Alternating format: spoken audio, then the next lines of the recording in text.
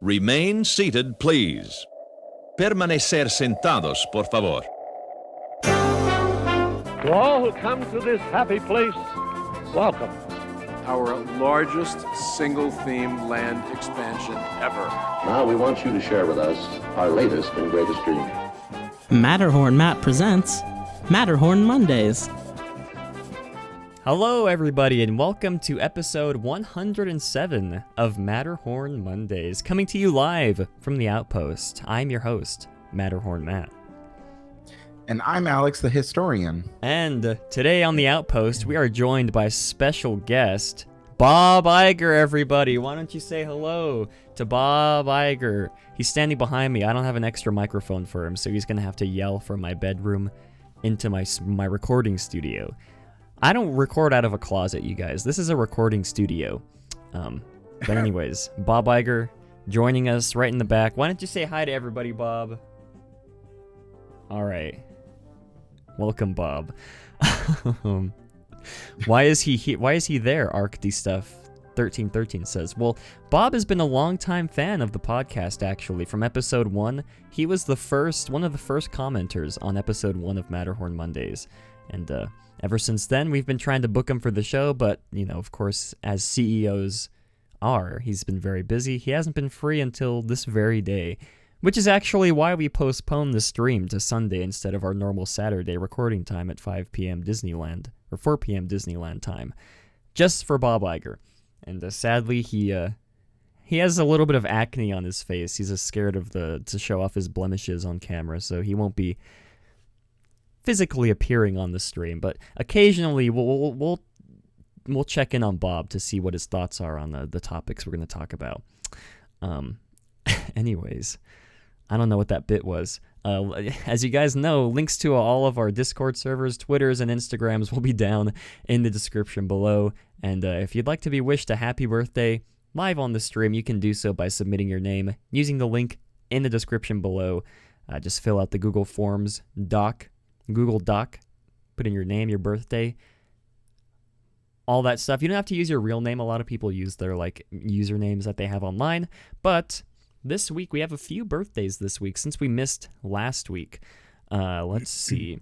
Today's the 29th, so this coming week we have Riley on September 30th. Happy birthday to Riley. We also have Grace on October 3rd. I think that's October. October comes after September. Yes, it does. I shouldn't need to ask that, but I do. Happy birthday to Grace on October 3rd. And the past birthdays that we missed last week, Jeffrey Seymour. Is that a character from, what's The Simpsons? Isn't that a character from The Simpsons? Or is that a real person? Anyways, happy birthday to Jeffrey if you're real on the 22nd of September. We also have Aiden's and Timmy Waz birthday on the 24th of September, as well as Mishikat's birthday on September 27th of last week. So happy birthday to everybody. Happy birthday to everybody else who did not get a chance to submit their birthdays. Like I said, you can do so using the link in the description below. And if you guys would like to voice your opinion on any of the topics we're going to be talking about, leave a voicemail at 575-386-5814. You can also text the number if you don't feel like talking. We'll be listening to the voicemails live throughout the show. Someone says the Discord link is invalid. That's awkward. Let me get an updated one here for you guys. I'll need to update that after the stream. Invite people. Maximum number of users, no limit. Never expire. Generate new link. Copy. Paste. There you guys go. For all you guys wondering, it's been a hot minute since we've been on the Matterhorn Mondays podcast train. I guess I should sort of explain why we missed last week, because just like I think the week before we were boasting, we've never missed a podcast except for the one occasional time. But I was in Arizona over the weekend, and Alex was busy doing something this past weekend. We couldn't find a time where our schedules would align to record, and we're not gonna record on a Wednesday and put out the podcast on a Thursday. Then it's not Matterhorn Mondays anymore. So we just figured to wait till this week. wait for all the news to accumulate, accumulate, and then we'll have a fresh slate of news to talk about in the next episode. And yeah, there was a lot of news, surprisingly, this past week that happened, or I guess I should say these past 2 weeks that happened when we missed. So we were just complaining also about how there was no news the previous 2 episodes to talk about, but now we're going to be jam-packed with news to talk about for you guys. And I do have a couple pictures if you guys would like to see, highlighting my experience to Arizona. I'll go ahead and switch to those now. I visited the Thing in Arizona. I didn't get to see the Thing. I just went to the gift shop and bought a bumper sticker and a t-shirt. And I took a picture with my best friend here. He's green. Some say we look alike. I don't see it. One of my friends said he was my long-lost twin. I don't really see the resemblance, but if you guys do see the resemblance, comment down below. I also took a picture in the entrance area of the Thing National Museum, as well as the outside of the sign of the Thing all-new museum. And I also went to In-N-Out and took a picture of myself outside of In-N-Out. And the whole reason I went to Arizona was for a football game. We go twice a year, I think, to Arizona for the Cardinals football game. And I took a picture outside the stadium as well as inside the stadium. And I'm about to show you guys this next video is my greatest accomplishment of the entire world. I'm just going to preface this by saying people, I guess in the past, I've been known to take pictures in the same pose. And I started doing it, not knowing that I did the same picture in every pose. And then once people on the Discord... Every pose in the same picture. Every pose in the same picture, yeah, thank you. And once people started pointing it out to me, I noticed, oh my gosh, I do the same pose in every picture. And, I guess I'm sort of trying to make a meme out of it. Every time I take pictures in front of everywhere, it's got to be me doing the pose. And this next video here, you could, on the big screen at the football stadium, you can tweet or put on Instagram with the hashtag, I think it was like hashtag Red Sea, and you had a chance to get your image up on the big screen. And I did that, you guys. I did just that.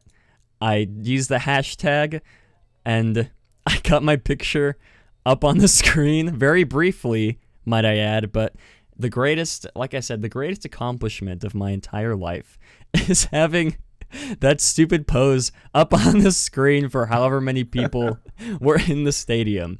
And some people on the Discord decided to have some fun.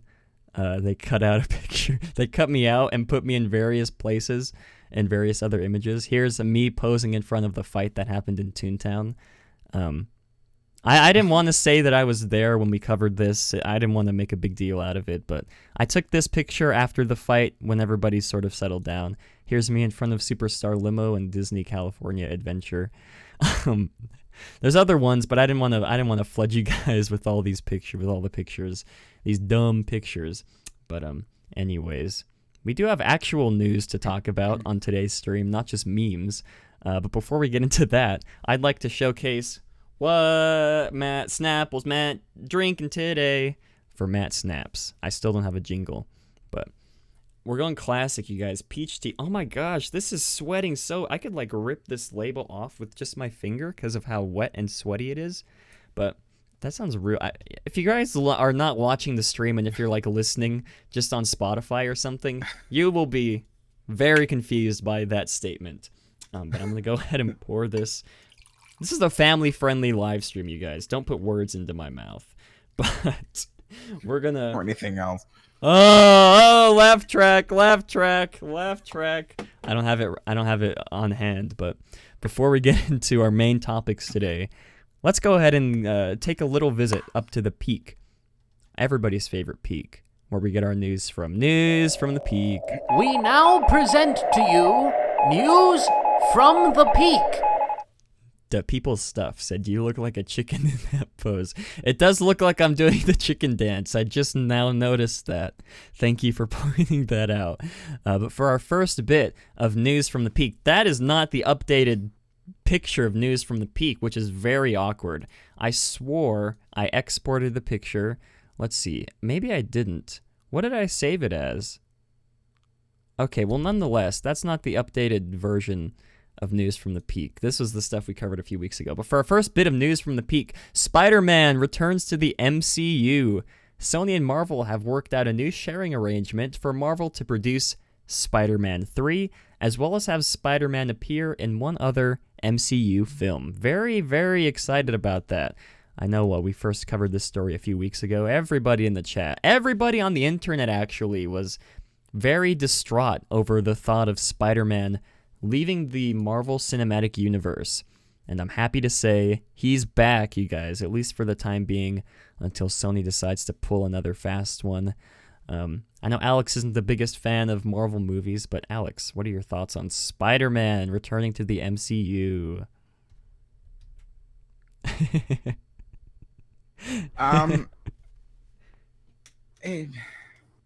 I mean, I guess Disney gets to keep making more Spider-Man movies, so that's cool. I mean, I don't watch them, so I mean, it doesn't affect me. But I mean, I know there's people that really like Spider-Man, so I think this is good news for them. Very good news. Now Disney can make even more money with these Spider-Man movies. Thank you, Alex, for your very thoughtful insight here on this lovely topic. And I don't think we covered this last week. We didn't. We did not. I swore we did, but for our second bit of News from the Peak, the new Tomorrowland sign has been installed at the Magic Kingdom. We've slowly been seeing the transformation of the Magic Kingdom's Tomorrowland into a sleek, more retro version of the land. And this new sign really adds a lot to the aesthetic. Like I said, or I guess I should preface this.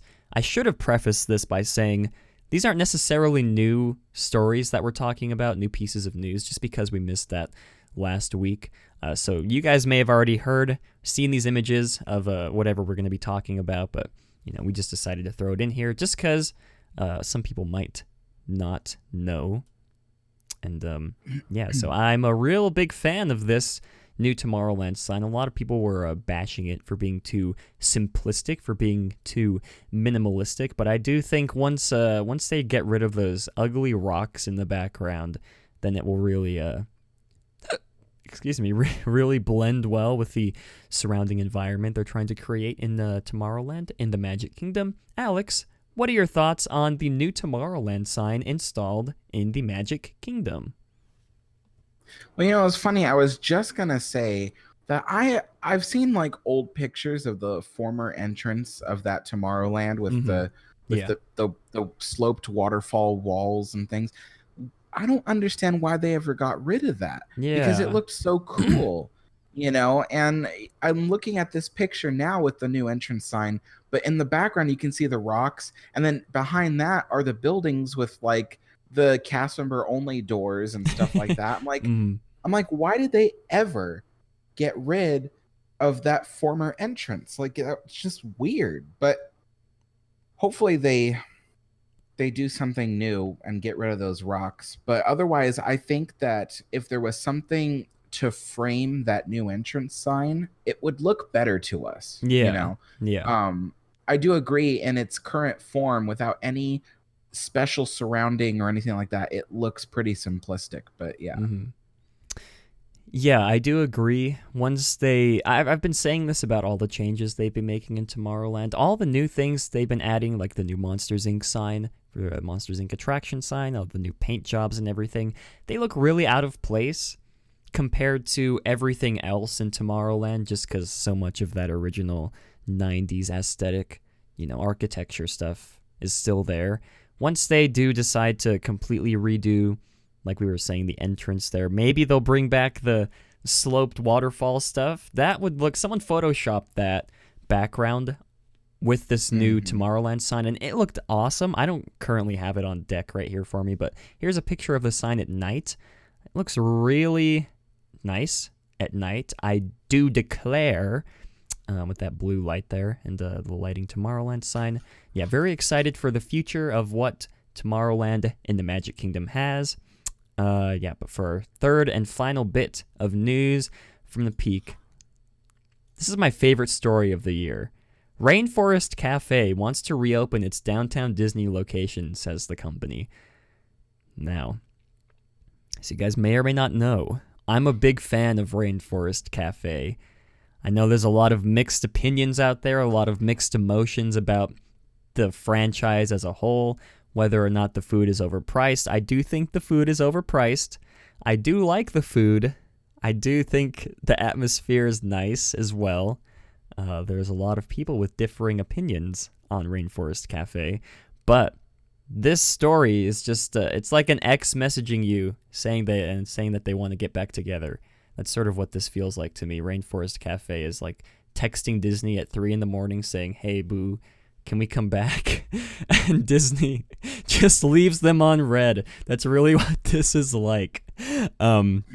But there is a quote here.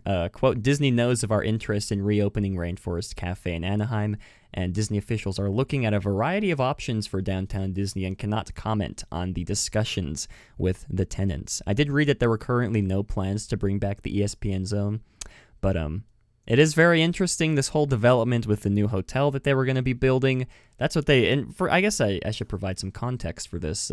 Rainforest Cafe, the AMC theaters, as well as the ESPN zone closed. Was that like a year ago at this point? Or probably less than a year, I'm pretty sure. I think it was a little over a year ago. That is crazy to think about. Almost over. Someone knows the correct dates in chat, but these 3 locations closed because Disney was going to be building a new hotel in its spot, and once the hotel plans fell through, they just stayed closed forever.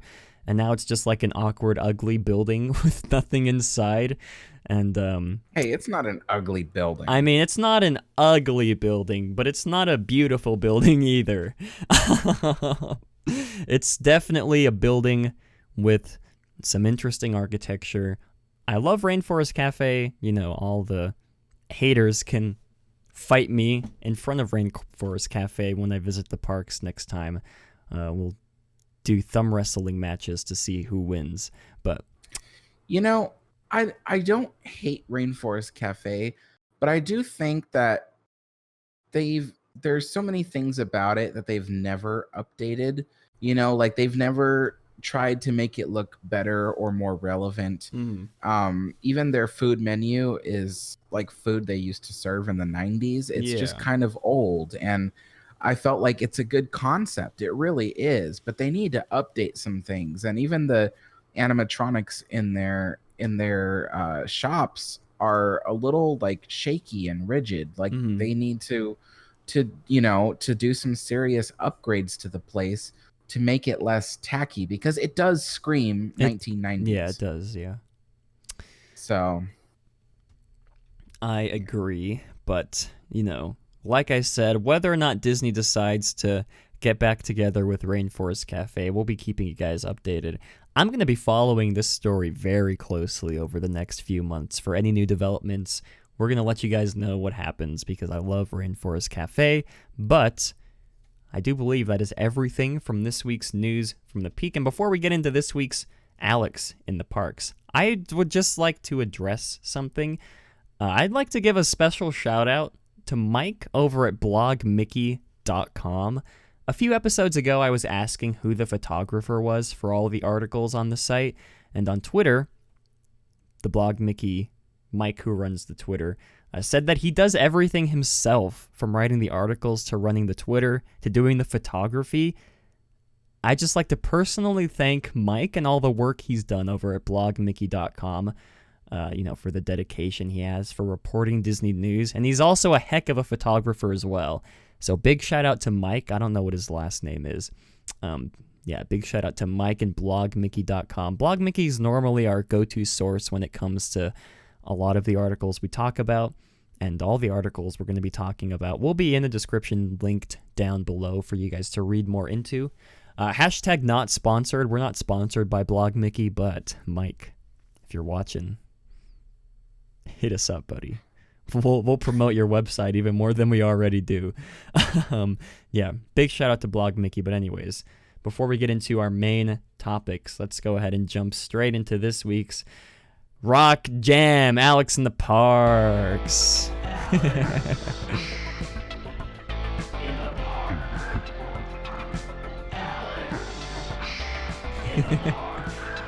Theme song. It's beautiful. I love it. Yeah, this week we do have some changes coming to Disneyland, or I guess that have already come to Disneyland. So let's have Alex, a historian, who was there this past week, detail everything, as well as I believe Alex has some other images to share from an event he attended the other day as well. Oh no, my video image is blocking the actual part of the photo that I want people to see. Oh yeah. Okay, here, I'll switch it to this then. That's better. Okay, so instead of taking video this week, I just took photos.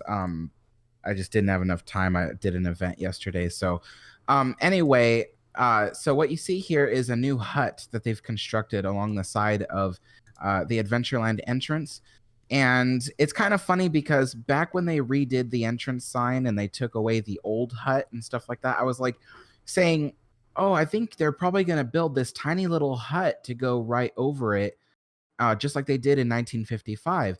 But the thing is that it never happened. And so a lot of people were like, oh, well, Alex, you're wrong. Like it's going to stay like that. And for a while, I actually convinced myself, I'm like, okay, that maybe I was wrong. Maybe they're not going to build another hut. It's just going to be this lonely sign.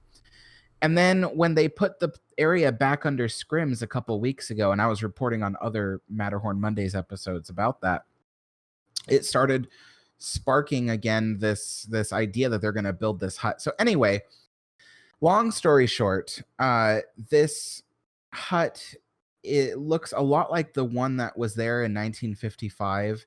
And it's got that bamboo scaffolding and stuff just like it used to have. So I think that's really cool. I'm glad they put something back there because it looked kind of weird before without any bamboo or trees in that area. So it just looked very lonely and strange. But anyway, they're still installing stuff up there, probably props and things like that. So in the coming weeks, we'll probably see some, I don't know what kind of props, but props will probably be there. Maybe a ladder, maybe like a little bamboo ladder or something like that. Maybe pottery, stuff like that. So I'm really excited about this. I'm really glad they did this because it retains the original aesthetic of Disneyland while still providing something new and allowing the walkway to open up and flow better. So now we're at the picture of the Tomorrowland entrance. I walked around, I took video footage of it, but the Tomorrowland entrance, there's no visible progress there. And I don't ride the Astro Orbiter, so I couldn't take photo of that for you. But nevertheless, as from what you can see from ground, it's entirely the same. There's nothing new to show you. So, is that it for Alex in the Parks? I think so, yeah. That was so... Okay, well, maybe I can combine it with the crowd photos if you want. So, okay, so... and how many of those did I send you? There are two of these. Okay, good. Okay, so so it was extremely crowded in the parks yesterday. I mean, wow. I haven't seen so many people since well before Galaxy's Edge opened. It was insanity. I mean, it was once again that kind of thing where the line for Pirates of the Caribbean stretched all the way into New Orleans Square, just blocking everything. Haunted Mansion line just zigzagged around the little park next to Haunted Mansion, just completely blocking the way for the Disneyland Railroad, which that line was overflowing into the area for French Market. It was insanity. Looking down Main Street all throughout the day, it just kept getting busier. Even when I left the park at 6 p.m., it was still getting busier as the day went on. And I think it's because this was one of the last weekends for Main Street Electrical Parade. But, but also the fact that it's the holiday season for Halloween. And a lot of people are going to be coming in. I thought it was Christmas time. I thought I slept in for 10 months. It's the holiday season. So what do. Yeah. No. So that's an image of Main Street Station. I was waiting at Main Street Station. The line went down the stairs. It zigzagged through the whole upper level and then went down the stairs. That's how long the line was at Main Street Station for the Disneyland Railroad, of which they were running 3 trains, which is good because lately they've only been running 2 for the past several weeks to a couple months. There's a weird creeper guy just staring at the camera. Yeah. But yes, so it's just amazing how busy the parks were. It was like unlike anything I've ever seen, except for maybe like New Year's Eve or something. It's just insanity. So the parks are busy again, and it's been getting increasingly busier on average. So they're returning. And thankfully it's because Halloween and the holidays are on their way.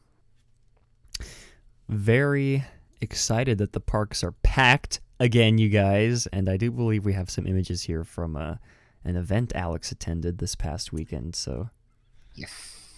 So yesterday or last night, me and a few friends, we went to this event called A Swinging Wake, and it's in honor of Haunted Mansion's 50th anniversary. I didn't take very many photos of the place. I took video, but I didn't have time to upload it for you guys to see it. So, and it wasn't much video anyway. I think it was like 1 clip. But anyway, yes. So the event took place in Fullerton. It was not an official Disney event. It was an unofficial Disney event, and it was hosted by Justin Scard, and special guests included Bob Gurr, Garner Holt, who designs a lot of Disney's animatronics nowadays, as well as there was a woman named Katrina, or maybe I think she went for short by Kat. She played Constance the Bride in Haunted Mansion, as well as she was known for playing the voice of Dee Dee in the cartoon show Dexter's Laboratory. And then let's see. And then there was one more person, a woman, and I don't remember her name off the top of my head, and I should have brought the flyer down so I could read her name properly, but she was the person that originally designed the wallpaper for the Haunted Mansion. And I know even in my Haunted Mansion video, I mentioned it was Raleigh Crump. That's because most people, even till this weekend, didn't know that she was the original designer. Even she said that last night it was actually pretty funny because she was talking in the microphone and she was saying like, oh, I didn't even know that I was becoming a viral sensation until like a week ago. And it's true because nobody knew. She was like a lost Imagineer. Nobody knew who she was until like a couple months to a week ago. So anyway, yeah, so she had some amazing stories about Walt Disney, including one where she's I think from somewhere in Britain.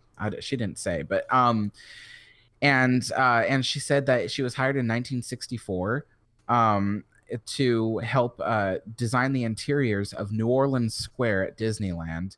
She was an interior designer, obviously, and she said that she was the only interior designer at WED. She literally said the words "me, myself, and I," and yeah, and so she designed the interiors for New Orleans Square, as well as she designed some interiors for a bunch of other attractions. She didn't go into too much detail about that, but it was really cool because she said she got to like spend some quality time with Walt and his family because he took her to New Orleans along with his family because he wanted her to get an idea of what the interiors of all the buildings and stuff looked like so she could recreate it for New Orleans Square. And she said that through the whole time, like, she was hanging out with Walt, Lily, Roy, and Edna, and every night they went to a different restaurant for dinner, and every night everyone ordered drinks, but every time she tried to order a drink, Walt would say, "There's no drink for the lady." And so she just said, "Oh, oh well," she didn't really care if she got a drink or not, like a alcoholic drink. And so after like the final night of like the trip or whatever, they were at their last restaurant for the week, and she wanted to order a drink again, and Walt said again to the waiter, he's like, "Oh, no drink for the lady," and so Lillian turned to Walt and said, "Walt, why don't you let the girl have a drink?" And so Walt said, "No, I am not going to contribute to the drinking of youth in this country."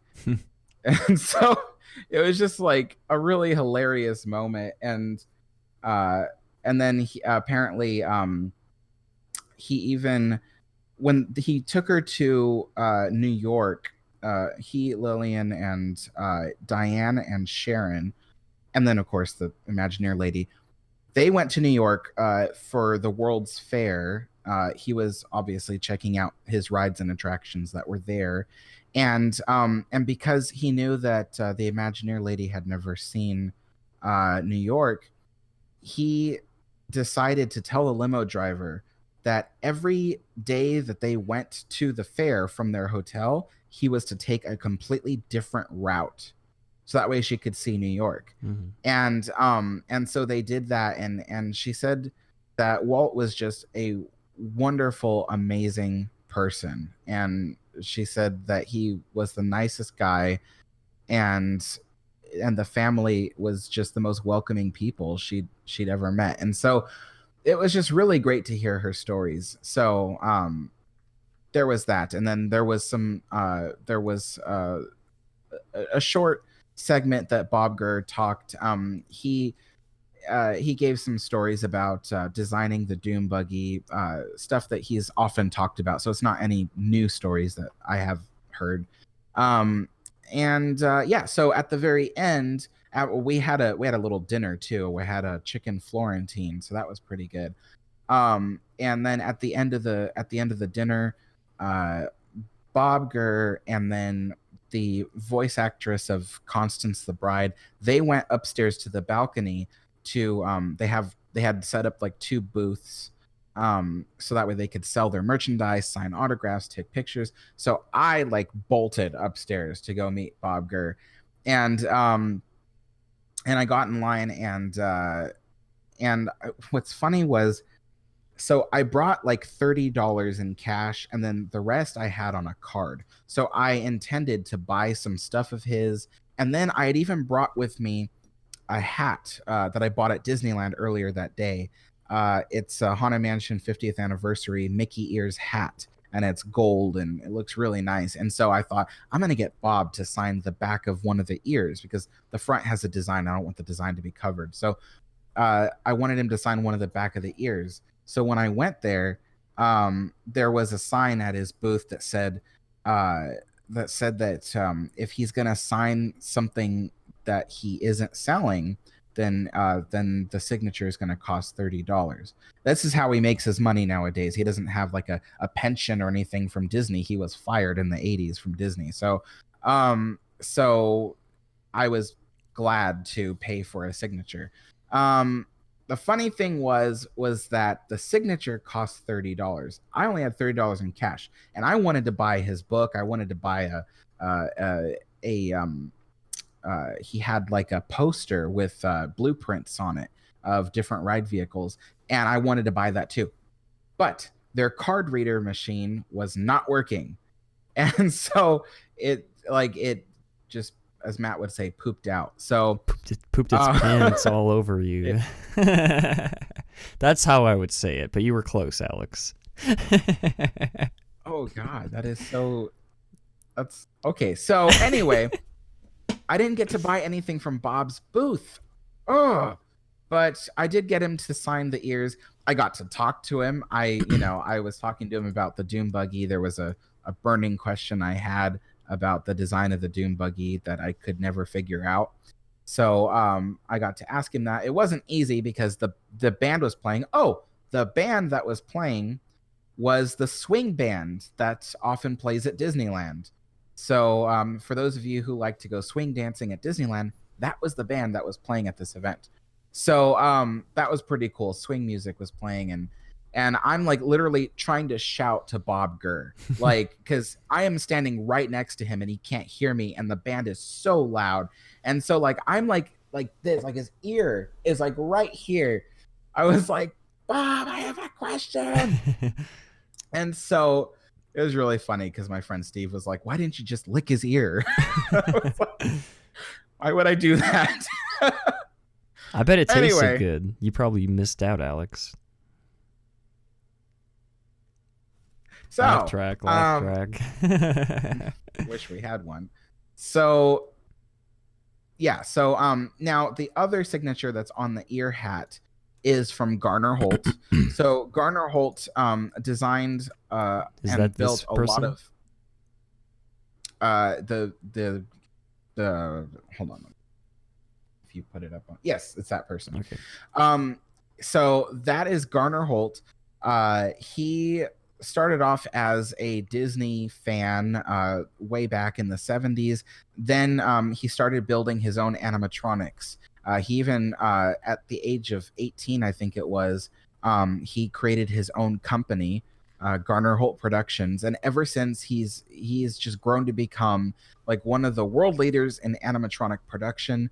And now he's built over, I want to say, 500 animatronic figures for Disney in all of their parks. One of the first jobs he did was designing a holiday Christmas tree for the It's a Small World holiday. So that giant Christmas tree you see in the Small World holiday was designed by him. After Disney really liked that, they brought him back in to design all the animatronic holiday figures for Haunted Mansion Holiday. That includes Jack Skellington, and then the singing plants and stuff like that. So he designed and created all of that, and his company is now like really big. And I've always been a fan of Garner Holt because his story at one point in my life was a lot like mine. I wanted to be an Imagineer. I wanted to design animatronics. And so I thought, when I was like a teenager, I was like, boy, I really wish I could do something like that someday, start my own company, build my own animatronics. Never did. But nevertheless, it was great to meet with him. And so, yeah, my Mickey Ears hat now have a signature from Garner Holt, which says, Alex, best wishes. And then the other signature is Bob Gurr. And yeah, and then we got these certificates for the event. One of them was just a fan-made death certificate, really cool. It's printed on this really thick, like cardstock, like super thick. I don't even know what it is. And then we have a little flyer, but it was a really neat event just to have the ability. Bob Gurr sat like just 2 tables away from me. There was only 75 people at the event. Very small event, expensive event. So thank you so much, Jason, Lynette, and Steve, for paying for me to go there and doing that. That was like the time of my life. And then the other thing too was I literally was sitting 3 feet away from Justin Scard. He was at the next table right behind me. Mm-hmm. So that was really cool. He was taking pictures with fans and talking to people, walking around, seeing everybody. And it was just really nice. It was a great way to like just meet all these Disney fans and stuff. Even a guy that was sitting right next to me operates a podcast, the Podcateers podcast. And so I met him and we started talking, and it was just amazing to meet all these people. But yeah, I mean, my life is complete. I met Bob Gurr, got to shake his hand, got to talk to him, got to get his signature. Oh, so cool. I'm so mad. I'm gonna have to wait another 50 years for the 100th anniversary of the Haunted Mansion to meet Bob Gurr and Justin Scard. Dang it, you guys. Very happy for Mr. Alex, the historian. Yeah, it looked like a fun event. I saw people talking about it on Twitter. Sad I couldn't go. Next time, hopefully, if there's like an event in December when I'm going, then I'll hop on down the train there. But I did neglect to see Thomas the Next Walt sent in a $1.99 super chat. Don't spend it all in one place. So that's what his description said. So thank you to Thomas the Next Walt. I guess I should start monitoring because we can't accept super chats on the second channel, only on the main channel.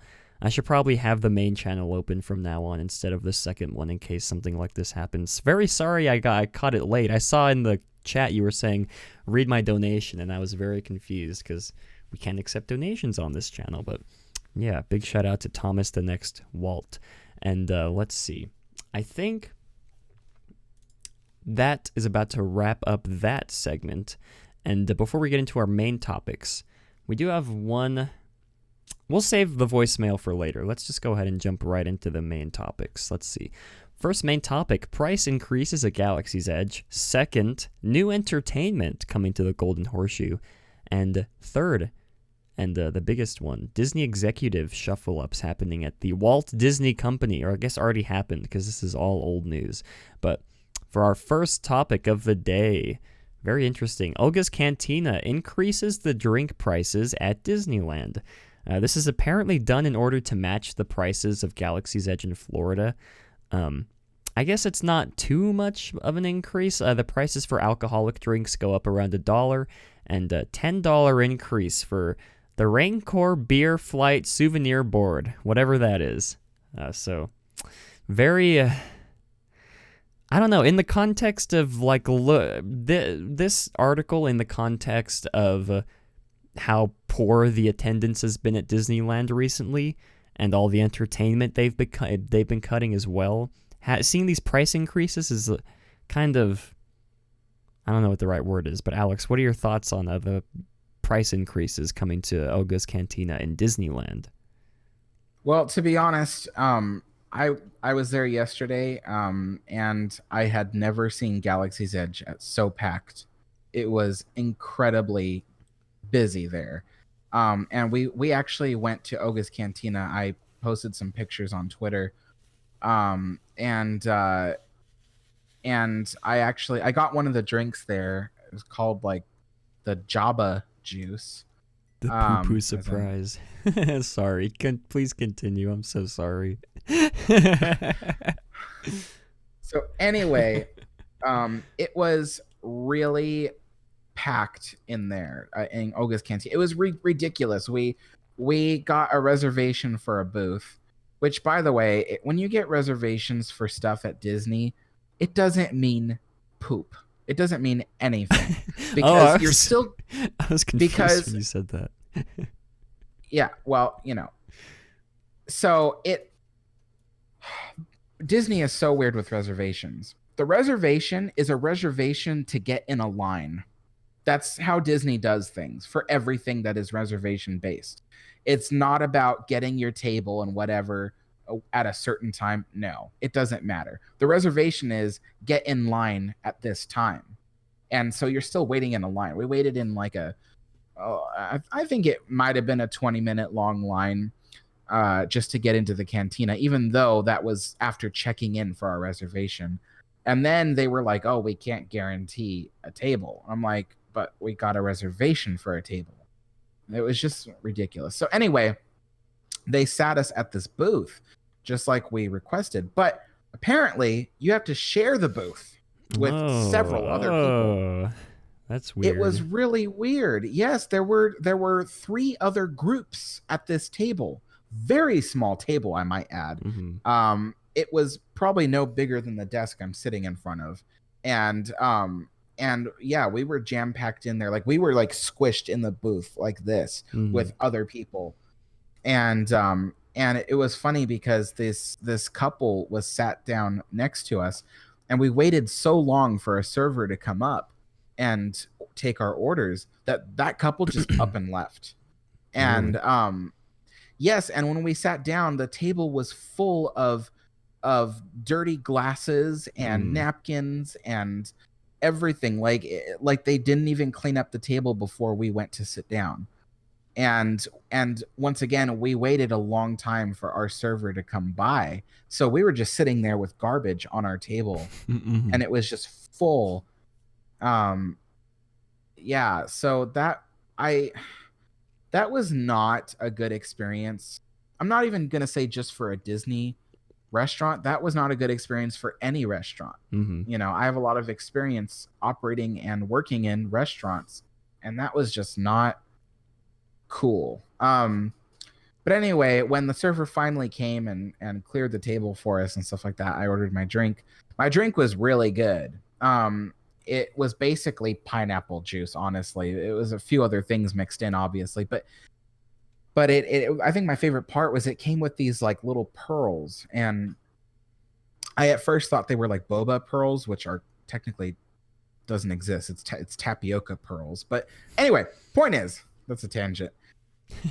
It wasn't tapioca pearl or boba pearls. It was a special like pearl that they put like juice inside of it. So when you bite into it, it snaps, it pops, and you get this burst of like juice, and it was pretty good. And I would have to agree with James Casey on this one, as he says in chat that it's normal sugary Disney drinks. Yeah, that's pretty much what my drink was. It was pure sugar in a glass. It was good, but I mean, it was just pure sugar. And I only got like 8 ounces of it, which for those of you who don't know, that's literally like if you were to take a 1 cup measure, that's all it was. And I'm like, I got 8 ounces of juice. Like that's less than what you buy like an orange juice out in like the fruit cart, you know? So I was just like, I spent like $8 on that juice. I was just like, this was not worth it. Like to sit in this crowded booth with all these people breathing down my necks. The music is so loud, it's hurting our ears. I paid $8 for a juice drink that had no alcohol in it, by the way. Only to sit at like a dirty table. I don't know what to say, because I know some people are like, oh, I really like this place. I think it's a really good idea, and I love it. So I think I'll just say it's not for me. Oga's Cantina is not for me. That's not. I wouldn't want to go in there again. I've already been in there twice, so I just don't like it. I don't. And then, like I would say the one alcoholic beverage I wanted cost $45. Oh my gosh, are you serious? $45? To be truthful, it comes with the mug that you get it in. So you get to keep the mug. It's like it looks like an indoor mug. But even the drinks on average there are $15, which by the way is kind of a lot for an alcoholic beverage. The only time you see like $15 drinks is at a really nice bar. And I don't think Disney uses the nice alcohol for their drinks. So you're really spending a lot for cheap alcohol. So even if the drink in that mug was $15, that means that the mug itself was $30. $30 for a ceramic mug? Just, I wouldn't do it. That's not my thing. So yeah, $45 for that drink.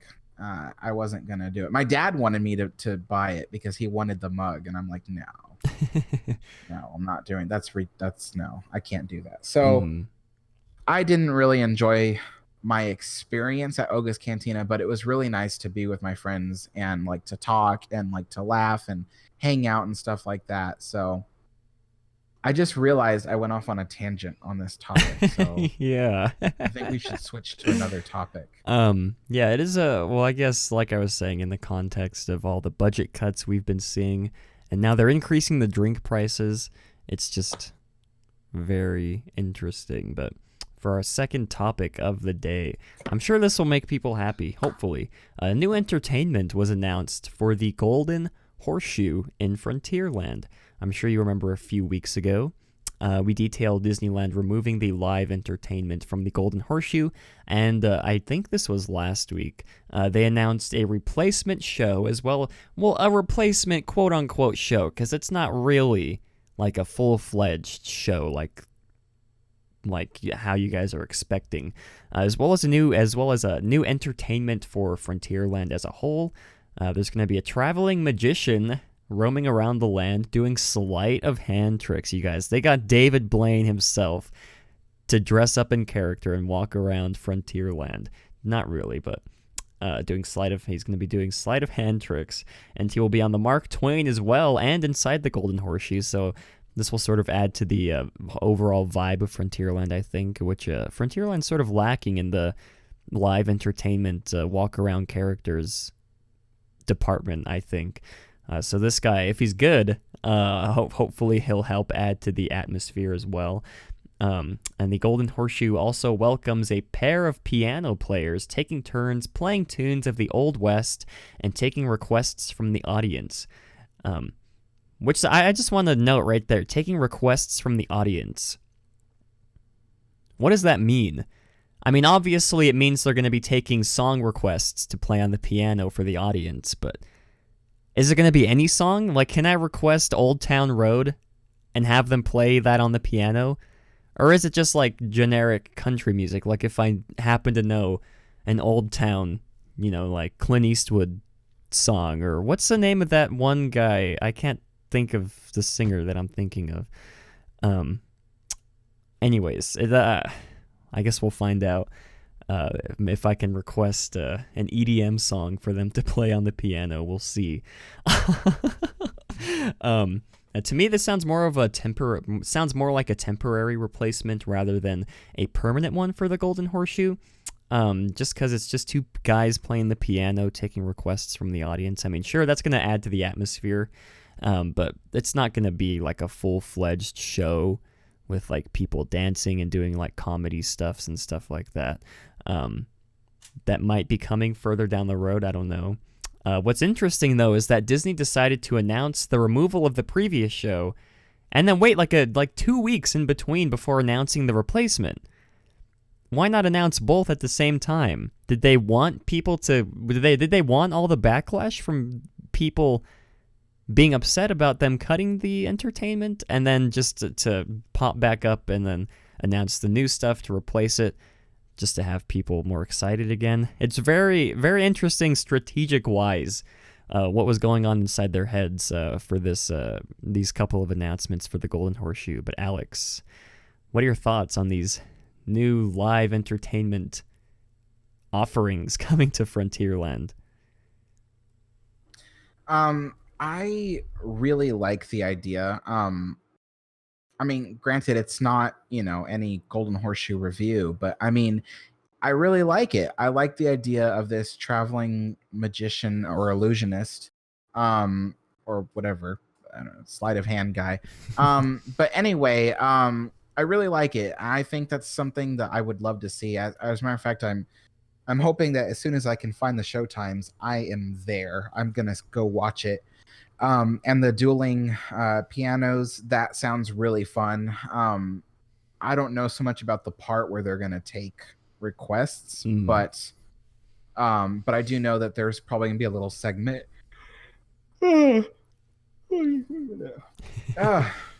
So tired. Okay, I know there's probably gonna be a part where they do a segment where they're gonna like duel each other, and I think that's gonna be hilarious. So I really like this idea, but I have to agree, it is one of those ideas where it was kind of like, oh, this is cheaper than what we were doing. Yeah. And, the idea of having the magician guy walk around Frontierland, to replace the former, there was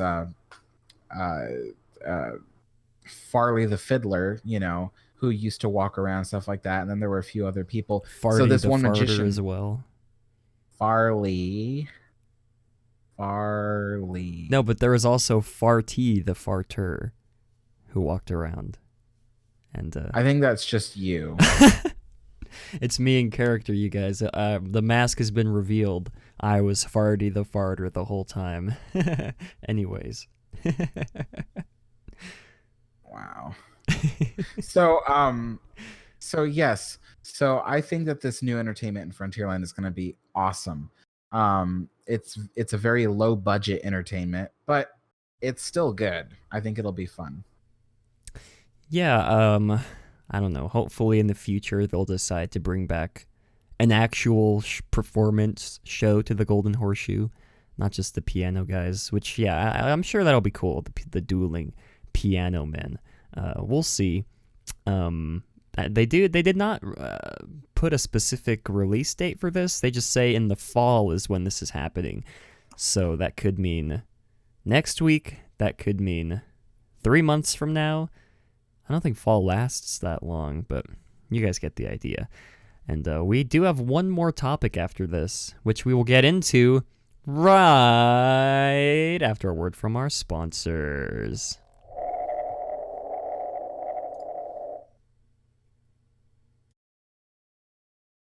If you guys are wondering where you can find even more family-friendly live streams just like this one, head on over to theliveplace.com. The Live Place is your headquarters for great family-friendly live streams. They cover anything from Disney to other vacation spots, various variety shows, and have some amazing streamers like Resort TV 1 and myself. Also, be sure to check out puckermint.com, where you can find amazing pins and stickers. Puckermint is based out of Albuquerque, New Mexico, just a few hours from where I live. And since I'm a big believer in supporting local artists, we decided to partner up. Be sure to use the coupon code down below when you make your next order.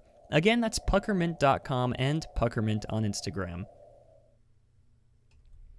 Alright, and welcome back to your regularly scheduled programming for our final bit of news from the peak. This is the piece of news I'm sure everybody's excited for us to talk about. There's been shuffling at head positions for Disneyland and Walt Disney World these past couple of weeks. This is very lengthy, you guys. I'm just going to be straight up. There's a lot of bullet points to talk about here, a lot of ins and outs, a lot of plot twists. Not really, but let's just go ahead and get into this.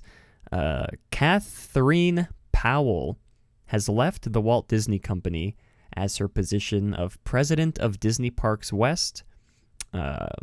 She didn't necessarily quit or was fired. Her position was eliminated entirely only 2 years after the position was created, and the position was initially created to prepare for Disney's acquisition of Fox and included overseeing Disneyland Resort, Walt Disney World, and Disneyland Paris while letting Bob Chapek, the Bob, focus on the Fox merger. And then Bob went out to say that the integration of the two companies, Disney and Fox, went so well that, quote, what could have been a 5-year mission turned out to be an 18-month mission. So I'm sure she was expecting to keep that position for longer than she did, but I guess since the Fox merger, according to Bob, went as smoothly as it did, they didn't feel a need to have her position anymore. Very, very interesting. That's not the only change, though. Going forward, Disneyland Resort will be overseen by Rebecca Campbell, who was the president. There's a lot of words, positions, that I had no idea existed. Rebecca Campbell was the president of Europe, Middle East, and Africa for the company's direct-to-consumer and international segment. I have no idea what that means. I first read it as saying that she was the president, the president of Europe. That's what I thought she was. And then she just decided to work for Disney. But, that doesn't make any sense. There's no president of Europe. So very interesting. And then Walt Disney World will be led by Josh D'Amaro, who was previously the president of the Disneyland Resort. And I believed he's well-loved around the Disney community, to my knowledge. And he did put out a lengthy handwritten note on Instagram, sort of detailing his emotions on this. I'll link that in the description below. He does seem like a nice guy. Let's see. They will all start their new positions in November. Disneyland Paris will also be overseen by Michael Colgate. I have no idea how to pronounce this man's name. Colglazier. Colglazier. Thank you. And Disneyland has Disneyland has promoted George Kalogridis, who was that's a interesting name, who had led Walt Disney World since 2013 to the role of president of Disney Segment Development and Enrichment. Again, I have no idea what these positions. What could you guys possibly infer that position to do? President of Disney Segment Development and Enrichment. I don't know, but Kalogridis was an original cast. Kalogridis.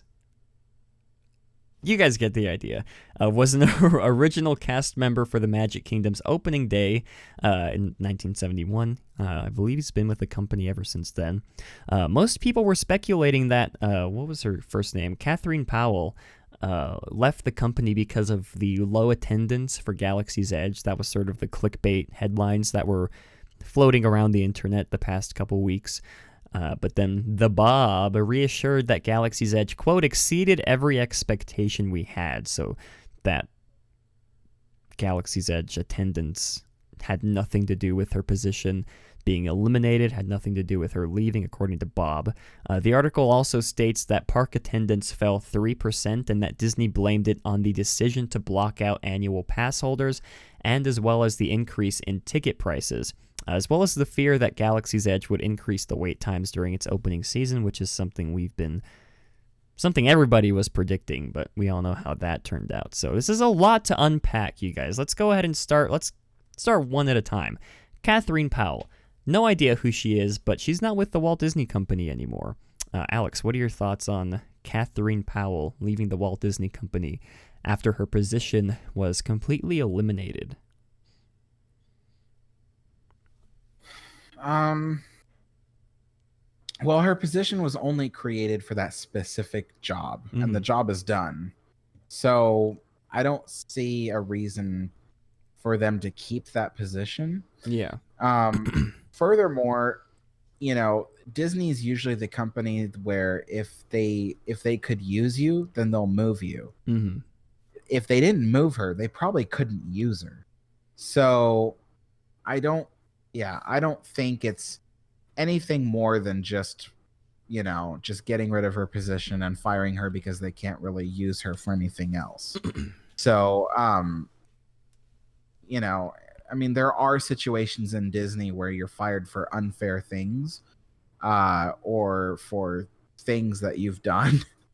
But I don't think this is one of those cases. It's just an ordinary case of we don't need you anymore. So, yeah. But I do have to say about George Kalogridis, when I first started at Disney in 2009, he became a Disneyland Resort president in that same year. And he was an amazing resort president. The parks really shined, under his leadership. It was really amazing. And then they moved him to Walt Disney World, and then we had Michael Colglazier, which I did not like that president. Well, I guess I should preface this by saying I have no idea who any of these people are and what their legacies, like the legacy that they left on the parks. Like I know Josh D'Amaro, who everybody loves him. I don't know why everybody loves him. I just don't follow, I guess, the more business side of this kind of thing. So when we're talking about this, and when Alex says that he loves George Kalogridis, or however his name was, I don't know what he did in the parks to make him. Do you guys know what I'm trying to say? Hopefully you do. But anyways, Alex. So,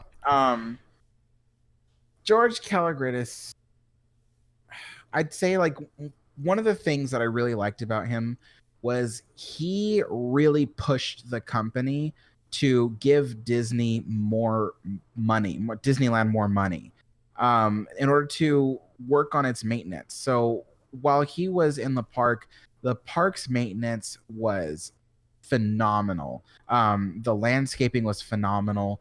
Things were basically running the way they should. And it was because he didn't accept no for an answer. And then of course, under his leadership, he opened Cars Land and Buena Vista Street. Everything went smoothly. I just felt like under his leadership, the park ran like clockwork the way it should have. And then when Michael Coglizier came in, everything just went wrong. And he cut like all the maintenance budget and whatever, because Michael Coglizier was obsessed with the money. He was obsessed with making it look like he was the best president because he was frugal, because he was able to make it look like he didn't spend as much as the other presidents. That was all he was obsessed with. So everywhere across the board, he cut budgets around Disneyland. This wasn't a Parks and Resorts chairman decision. This was a Disneyland Resort president decision. And because of that, Disneyland started to suffer.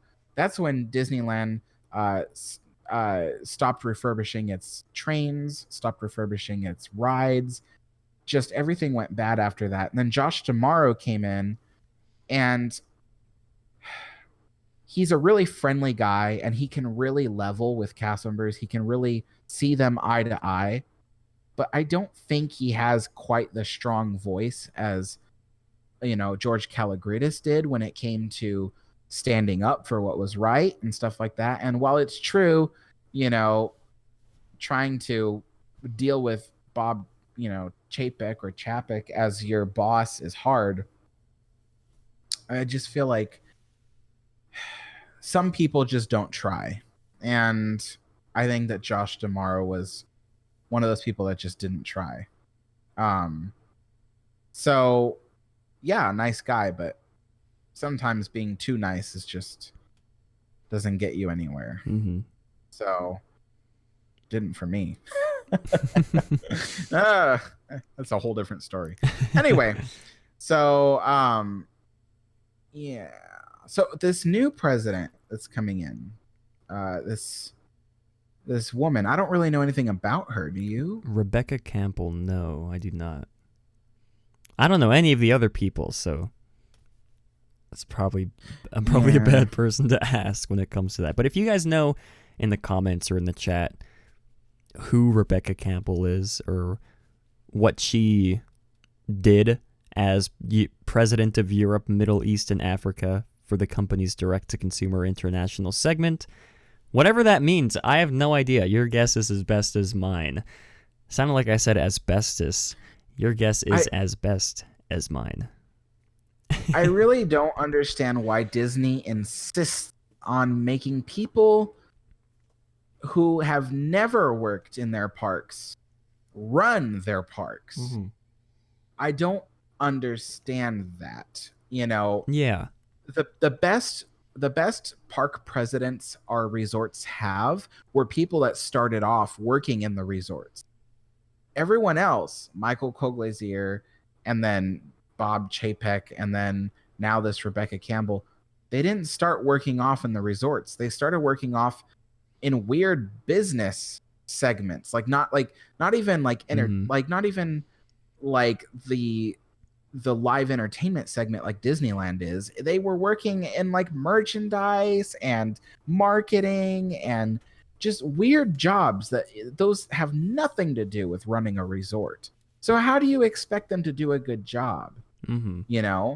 It's like, and then it just so happens that these people don't even visit the resorts. Like Bob Chapek, he's visited the park. I think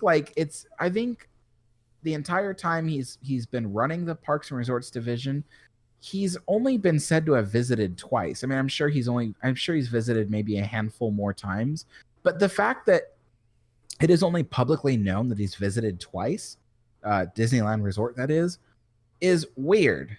It's like, you're the president of the Parks and Resorts. You should be going there very frequently, to see what it's like. It's just, it doesn't make sense. You don't hire someone for a job that has never even worked even close to that job position. Mm-hmm.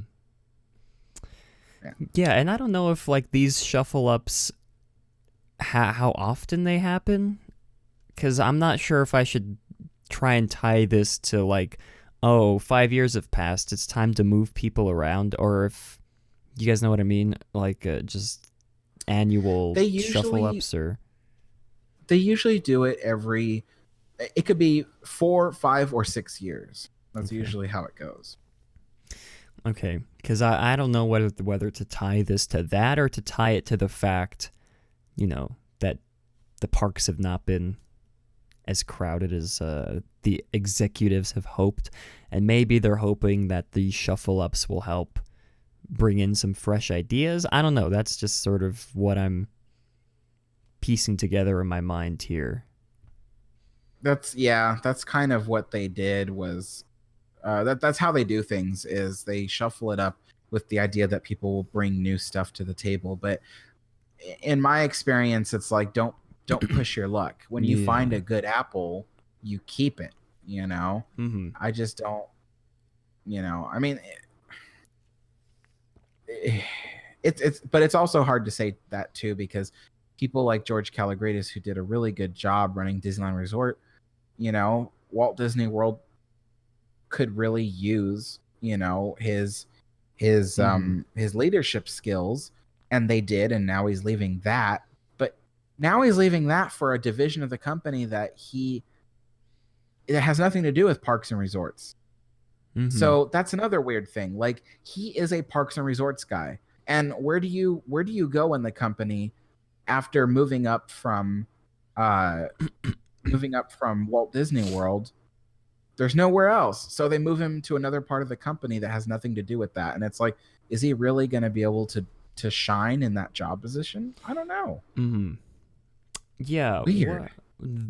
He's moving to president of Disney. I'm going to Google this and see if anything pops up related to, like, maybe there's like an Indeed listing for the job or something. Of Disney segment development and enrichment. Let's see. So far, it's just articles talking about what we've already been talking about. There is no details on the job from what I can see. Okay, well, yeah, I guess it's only people who work in the company, I guess, know what that means. I have no idea what the president of Disney segment and development and enrichment is.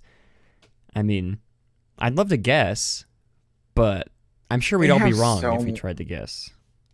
They have so many job titles that don't even matter. Like director of project awareness. What does that mean? So, yeah. It sounds to me like this job position is for someone to remind people that there's a project. Like, hey, by the way, there's a project going on all day to remind people. That's what it sounds like to me. That's a weird job position to have, and it's like, and you're the director of it. So, like, what's your department doing? Just weird. Just Yeah, it is very interesting. Like, I don't know. Like I said, I don't know these people's legacies. We'll see what comes of this, if anything changes in the parks. It's just weird that the timing of it is just sort of strange, with Galaxy's Edge opening and the attendance not being as well for Disneyland. Disney even admitting that the attendance was low. They say it fell 3%, which I guess doesn't look like a big number, but I'm sure in terms of summer season, falling 3% compared to maybe last year when it was up. I don't know. You guys know what I'm trying to say. I'm sure that makes an impact. We'll see what comes of this. Yeah, I'm hoping next there's going to be an article that says Bob Chapek has quit to pursue a life of farming in Alaska. Hopefully. Well, we have Bob Iger here. We'll just ask him. Hey, Bob, what is the president of Disney's Segment Development and Enrichment? Even he doesn't know what that means, you guys. If Bob Iger doesn't know what that position means, then... He responded rather quickly for that question. I know, he is a very fast speaker. And I told him he could use my sister's makeup to cover up the blemishes he had, but he said, "It's fine, Matt. I'll just stay behind. I'll stay behind the green screen and eventually say..." I completely forgot he was here, to be honest, which is kind of awkward because he's our special guest of the show. But anyways, yeah, we'll see. We'll update you guys on whether or not these changes bring goodness or badness to Disneyland Resort, and I guess to Walt Disney World as well. And if you guys know, please, if you know what the president of Disney Segment Development and Enrichment is, or what the president of Europe, Middle East, and Africa for the company's direct-to-consumer and international segment is, please tell us. Or take your guess, at least. But anyways, I think that just about wraps up everything here for today's show. Alex, do you have any final thoughts you'd like to say on what we've been talking about? No. Oh, okay. Alrighty. Well, I finally have my laugh track up and ready. So, Seinfeld laugh track 1. Hopefully they don't copyright me. But anyways... Yeah, everybody say bye to Bob. Bye, Bob Iger. It was fun having you here. Thanks for flying out to New Mexico to be on the stream. Or we could have just like Skype called him or something instead of him flying out here. It was really nice of him to fly out. We're taking him on a brunch tomorrow morning to this real lovely place, Chick-fil-A. I don't know if you guys have heard of it. Bob's a big fan of Chick-fil-A, so we're going to be taking him there for breakfast tomorrow. He's bunking with me, so that's pretty cool. He takes up half the bed, though, so I don't have a lot of room to... I'm very squished under the covers with him. I don't know where this is going, but anyways, Chris with a K says hi. Chris, you missed the whole thing, buddy. We're ending the show. Alan says, why Matterhorn Mondays if it's on a Sunday? We record on Saturdays, but the show officially comes out on iTunes, on Spotify, on YouTube on Mondays. So that's why it's called Matterhorn Mondays. Get that question asked a lot, not surprisingly. But yeah, thank you all for coming out to today's live show. I forgot to say this after the sponsor break. Puckermint, you guys, have put out a brand new California pin, and I happen to have that California pin here. It's very beautiful. This is the new rose gold color. I'm going to zoom in for this, just so you guys can see how beautiful this is. There it is. Puckermint.com. Also Puckermint on Instagram. Is that better? I want to make sure you guys get a good look at this because it's a really beautiful. There we go. And they also have stickers as well. Stickers to match as well. It's hard to fit everything in frame and keep it in focus as well. But this was kind of a short live stream today. 1 hour and 18 minutes. Yeah, I guess. I don't know why I thought this was... We've already passed 2 hours. I don't know what I'm thinking.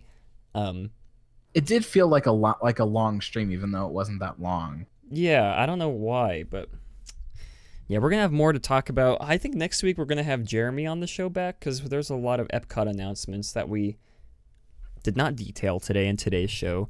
I want to have. There's one special guest that I have in mind that I want to have for a future episode.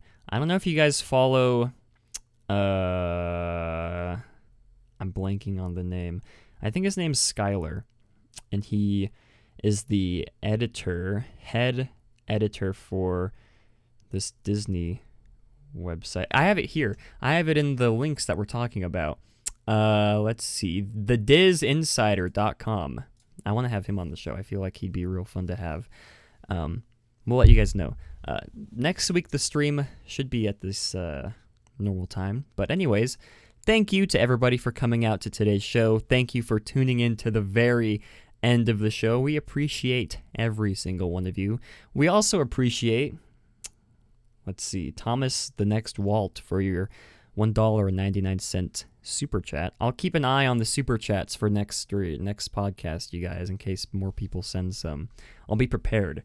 But anyways, I do believe it is time to end off today's show. So thank you to everyone for coming out. Alex, go subscribe to Alex the Historian on YouTube as well. I feel like we don't have to say that, but, everybody knows that they should go subscribe to Alex. But we'll say it anyways. I think, Alex, have you already passed 10,000 subscribers yet? Or are you almost about to pass 10,000? I'm still like...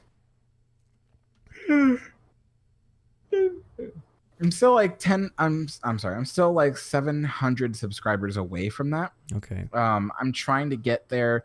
I think what will get me there is if I do another really good history video. Then that might make me pass that threshold, and then I'll finally be over 10,000, and I'll meet the goal that I've had for 3 years.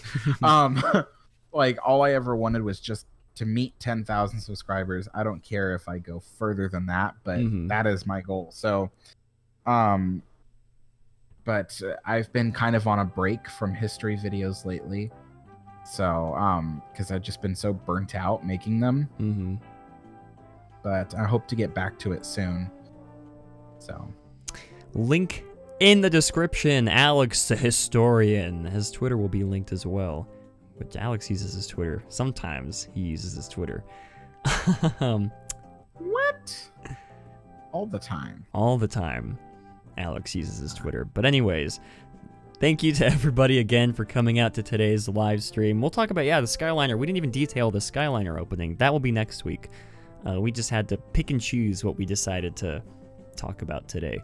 But again, thank you to everybody for listening. Thank you for tuning in. And as always, have a great, big, beautiful tomorrow. Bruh. There we go.